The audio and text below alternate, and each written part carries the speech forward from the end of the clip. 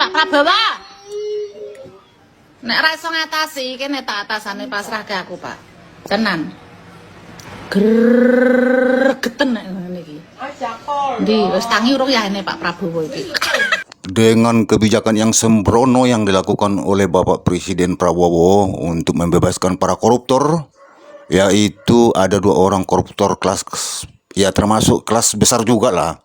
Kalau memang ditelusuri seluruhnya ya bisa merembes kemana-mana dia punya jaringan begitu ya. Tapi ini bahkan dibebaskan oleh Bapak Presiden. Itulah makanya banyak pakar, jangankan pakar ya, orang-orang daripada masyarakat seperti kita sendiri saja, masyarakat rendahan saja seperti kita ya, nggak usah macam pejabat lah ya, ataupun yang punya jabatan-jabatan yang tinggi di negara ini. Dari mulai masyarakat lemah, daripada masyarakat kecil, artis, dan bahkan pengamat-pengamat politik, pengamat-pengamat daripada hukum, banyak yang mencerca daripada Bapak Prabowo dengan kebijakan-kebijakan dia yang tidak masuk di akal begitu ya, yang memberikan kebebasan kepada koruptor itu. Karena apa? Kenapa dia memberikan daripada jabatan istimewa dia ya, kekuasaan dia yang paling istimewa itu kepada koruptor. Sementara itu koruptor itu adalah salah satu penjahat kelas berat ataupun kejahatan yang luar biasa itu yang dikategorikan di Indonesia ini ya. Sama dengan narkoba itu dia punya hukuman. Sama dengan itulah level dia. Jadi nggak ada memaafkan di situ. Karena itulah yang membuat kemiskinan negara ini, membuat masyarakat ini semua ini melarat ya. Masyarakat tidak ada kelihatannya maju-majunya dari 30, 40, 50 tahun yang lalu begitu terus sampai sekarang. Bahkan kita sudah memerdeka 80 tahun tapi ya masih begitu-begitu saja, masih rendah, dia punya kualitas masih rendah, perekonomian semua masih level-level rendah.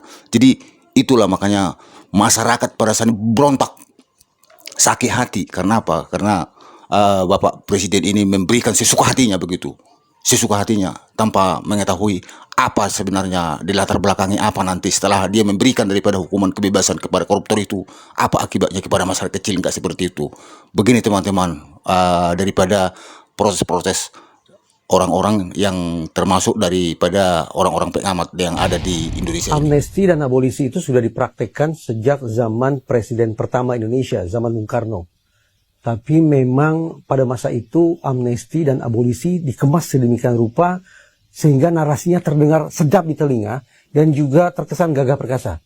Misalnya begini, amnesti bagi pelaku makar, amnesti bagi pelaku pemberontakan, amnesti bagi tahanan politik. Gagah bunyinya. Masuk akal kalau kemudian disangkut pautkan dengan rekonsiliasi, dengan harmoni, dengan persatuan. Tapi kalau sekarang, saya merasa agak amis ya bunyinya. Amnesti, abolisi bagi terdakwa korupsi. Di mana bagusnya? Katanya kejahatan luar biasa. Tapi kok dapat layanan istimewa? Itulah kehebatan presiden, guys.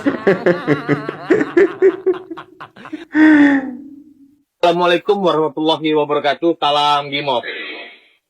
Izin hormat Bapak Presiden Prabowo Subianto, hormat Jenderal. Kali ini rakyatmu sedang berkeluh kesah dengan 2 kebijakan yang telah Bapak buat. Apa benar kebijakan yang ini akan Bapak terapkan untuk kami? Pertama, kebijakan bila mana ada lahan yang tidak kami garap selama 2 tahun, maka akan dirampas oleh negara. Yang kedua, bila mana tabungan kami selama 3 bulan sampai 12 bulan tidak ada transaksi, maka akan diblokir oleh negara. Hormat Jenderal, cukup sudah penderitaan yang kami rasakan Jenderal.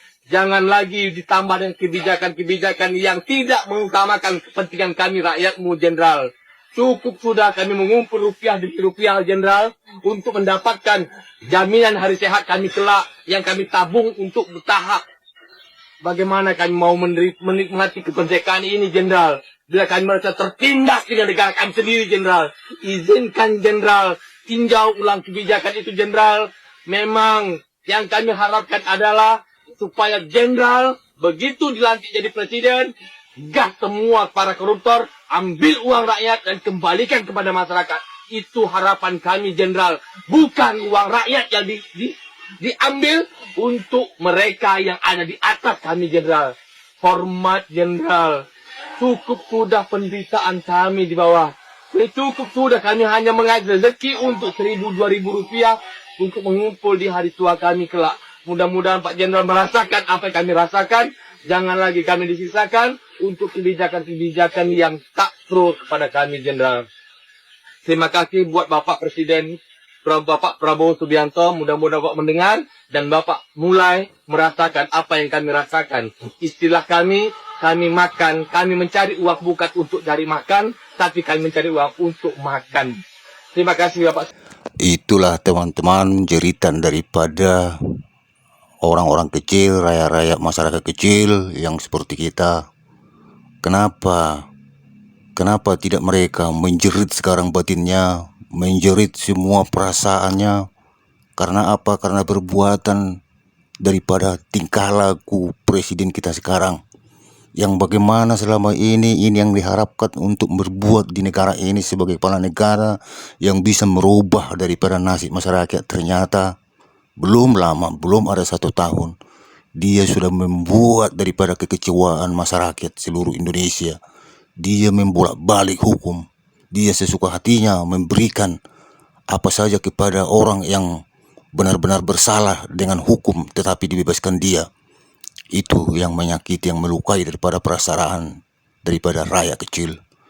Itulah jadi wajar semua masyarakat berontak jiwa dan hatinya karena perbuatan Bapak Presiden ini, karena tidak berpihak kepada masyarakat kecil, cuma hanya dia berpihak kepada pejabat-pejabat yang selalu mengatakan bahwa pejabat akan diberikan gaji dan ditambahi gaji sampai ratusan persen dan memberikan fasilitas dan rumah-rumah gratis setelah mereka pensiun.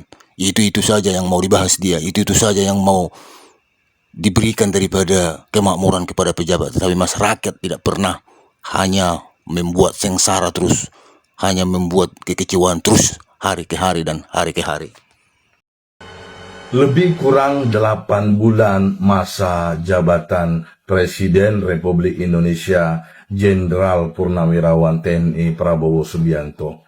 Namun dalam 8 bulan terakhir ini justru faktanya Presiden Republik Indonesia Bapak Prabowo hanya berkutat pada pembahasan kenaikan gaji, kenaikan kesejahteraan para pejabat, bahkan yang terbaru dia memiliki opsi untuk diberikannya rumah bagi para menteri.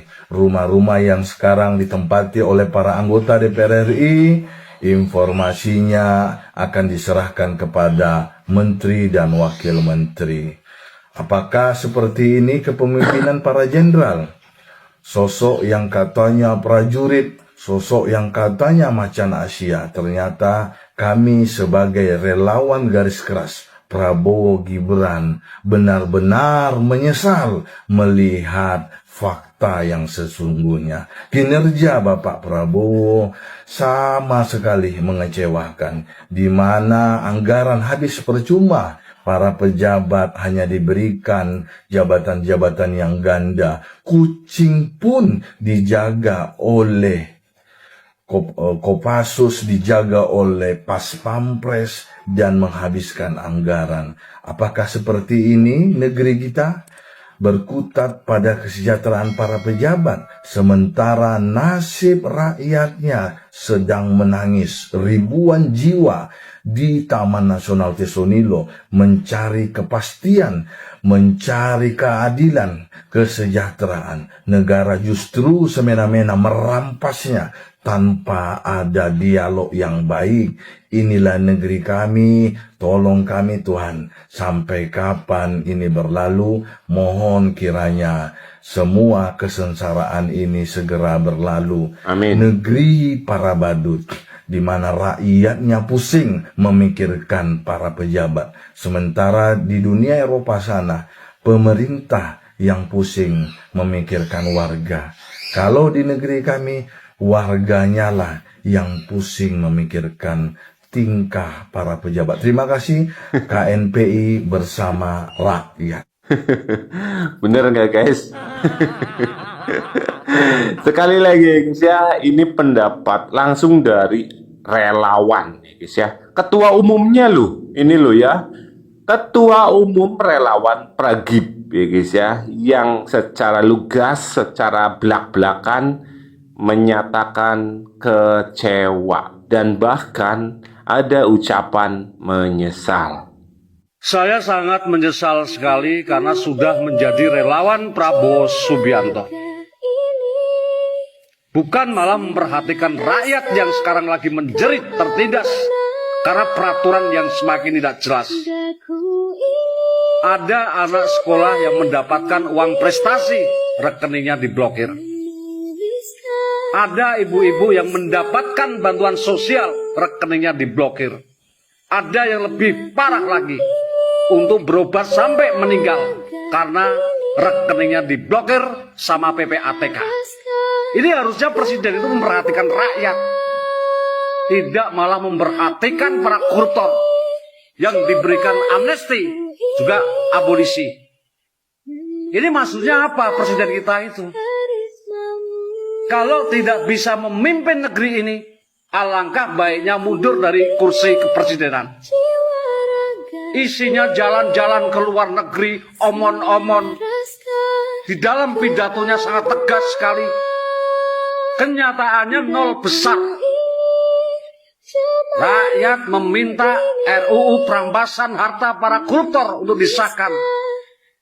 Justru malah presiden membebaskan para koruptor. Inilah bangsa kita. Para petani menjerit. Orang jualan menjerit.